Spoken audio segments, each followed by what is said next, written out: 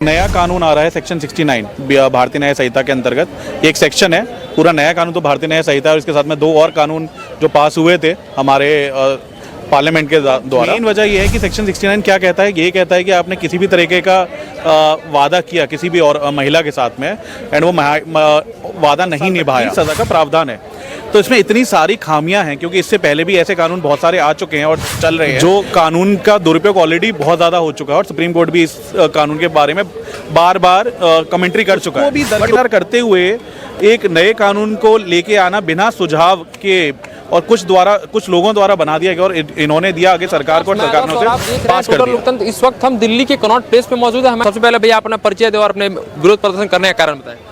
नमस्कार, मेरा नाम रूपेंशु प्रताप सिंह है और मैं पेशे से एक अधिवक्ता हूँ दिल्ली में। असल में एक नया कानून आ रहा है सेक्शन 69 भारतीय न्याय संहिता के अंतर्गत। एक सेक्शन है, पूरा नया कानून तो भारतीय न्याय संहिता है और इसके साथ में दो और कानून जो पास हुए थे हमारे पार्लियामेंट के द्वारा।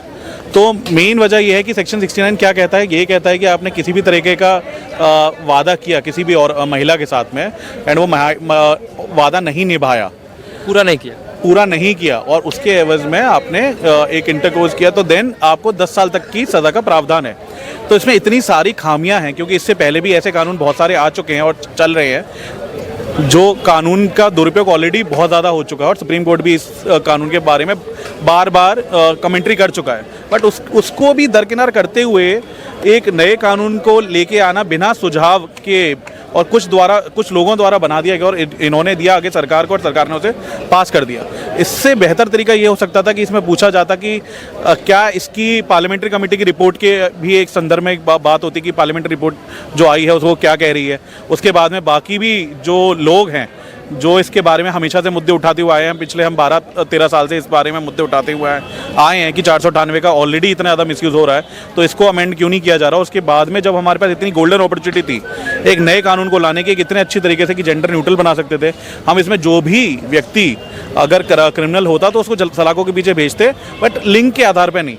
यहाँ पे क्या हो गया है कि अगर आप आदमी हैं तो आप क्रिमिनल हो गए, बट अगर आप औरत है तो आपने जो बोला वही सही, मतलब जो महिला बोले वही सही और जो पुरुष बोले वो झूठ। जाति औरत है तो आप जो भी करो वो सही और पुरुष करे तो गलत। हाँ, तो इसको लिंग के आधार पर नहीं होना चाहिए। अगर आपका आर्टिकल 14 जो है हमारे संविधान का वो क्या कहता है, इक्वलिटी बिफोर लॉ, लिंग लैंगिक समानता होनी चाहिए। बिल्कुल। आर्टिकल 15 है, आर्टिकल 21 है, राइट टू लाइफ है। इतने हमारे कॉन्स्टिट्यूशन का भी इसमें एक तरीके से देखा जाए तो एक क्लियर कट अनकॉन्स्टिट्यूशनल आप बोलेंगे कि ये सेक्शंस जो आए हैं नए इसमें काफ़ी हद तक है और ये बोल के इसको पारित करने का बोला गया था कि ये जो सेक्शन ये जो पूरा नया BNS है भारतीय न्याय संहिता है ये जेंडर न्यूट्रलिटी पे आधारित है। बट ऐसा कहीं पे उसको आप देखेंगे अगर ये सेक्शंस पढ़ेंगे ऐसा होता कहीं पे नहीं है और इम्प्लीमेंटेशन बहुत ज़्यादा डिफिकल्ट है। अगर आप बोलेंगे कि पुलिस वाले को कितना प्रॉब्लम हो जाएगा, वो उससे पता होगा कि ये व्यक्ति सही है ये व्यक्ति गलत है, बट वो चाह के भी कुछ नहीं कर पाएगा क्योंकि आपने उसको वो पावर ही नहीं दी, आपने उसको इतना पावरफुल बनाया ही नहीं कि वो कुछ कर पाता। कई बार बहुत सारे नियम पास होते हैं, बहुत सारे कोर्ट के द्वारा नियम पास होते हैं लेकिन वो पारित नहीं हो पाता, जल्दी पारित हो जाए फिर उस पर काम नहीं किया। इस पर आप क्या कहना चाहिए? इम्प्लीमेंटेशन तो देखो दिक्कत है ही है, ये वाली समस्या बहुत ज़्यादा है। इस समस्या में ये भी आता है कि हमारा जो इंफ्रास्ट्रक्चर है, एक तो पॉपुलेशन इतनी बड़ा है तो इतनी बड़ी पॉपुलेशन के ऊपर आपको इतना बड़ा इंफ्रास्ट्रक्चर चाहिए होगा किसी भी चीज़ को पारित कराने के लिए, तो वो एक डिफ़िकल्टी और इसके संदर्भ में पहले से सोचना चाहिए कि अगर हम इतना डिफ़िकल्ट लॉ ला रहे हैं जहाँ पे आपने एक बार बोल दिया और आपने तुरंत उसमें FIR कर दी, तुरंत आपने अंदर कर दिया, ना किससे पूछा ना इन्वेस्टिगेशन हुई, तो वो किस तरीके से आगे जाके उसका कितने हद तक दुरुपयोग होगा। अगर आप किसी नियम और कानून को पारित करते हैं या फिर ऐलान करते हैं तो उसको पारित क्यों नहीं करते, इसके पीछे क्या कारण? नहीं, ऐलान काम क्यों नहीं होता? ऐलान करना अलग चीज़ है। आप अगर बोल रहे हैं कि इम्प्लीमेंटेशन क्यों नहीं हो पा रहा है, जैसे किसी की रूल्स एंड रेगुलेशन का है, तो वो एक मेजर इंफ्रास्ट्रक्चर का प्रॉब्लम है।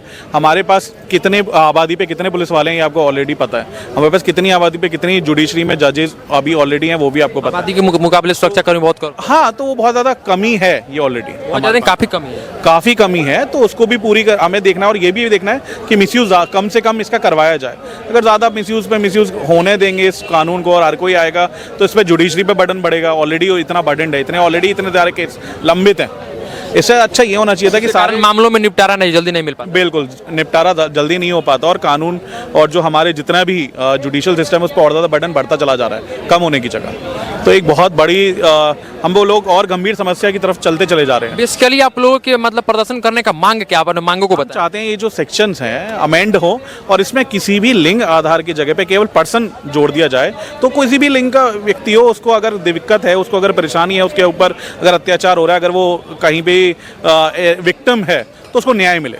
बेसिकली महिला और पुरुष की समानता की बात आप बिल्कुल बिल्कुल, हम समानता की बात कर रहे हैं। हम ये नहीं बोले कि किसी के भी फेवर में बनाओ या किसी के में बनाओ, हम समानता की बात कर रहे हैं। बात है कि आज की डेट में सरकार कहती है कि महिला और पुरुष बिहार की भी सरकार कहती है कि जहां महिला जाएगी जा सकती है, वहां जहां पुरुष जा सकती है वहां महिला भी जा सकती है, क्योंकि पुरुष और महिला में ये चीज बात उस लड़ाई की नहीं है, या महिला वर्सेस पुरुष करने की नहीं है, और ये ऐसा करना भी नहीं चाहिए सरकार को। मतलब सरकार इस चीज को समानता दिखा रही है ना आज की डेट में। नहीं, ये समानता कैसे हुई?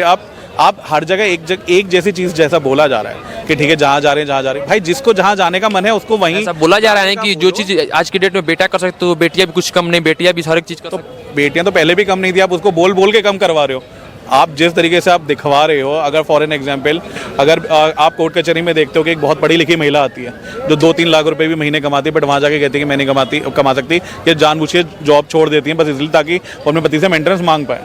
तो आप अगर एम्पावरमेंट की बात कर रहे हो तो, और वहाँ पे कोई भी टाइम ड्यूरेशन फिक्स नहीं है आपका कि आपको 1 साल देना है, 2 साल देना है, 3 साल देना है, वो कितने इनफाइनाइट टाइम तक देने की बात हो जाती है। तो वो एक इम्पॉर्टेंट है कि आप अगर बात करो तो एक लिमिटेड टाइम पीरियड के लिए बात करोगे कि हाँ अगर आप अपॉर्चुनिटी की बात करो, आप बोलो, आप उन्हें एनकरेज करो। आप एम्पावरमेंट की बात करो तो एम्पावरमेंट सही में करो।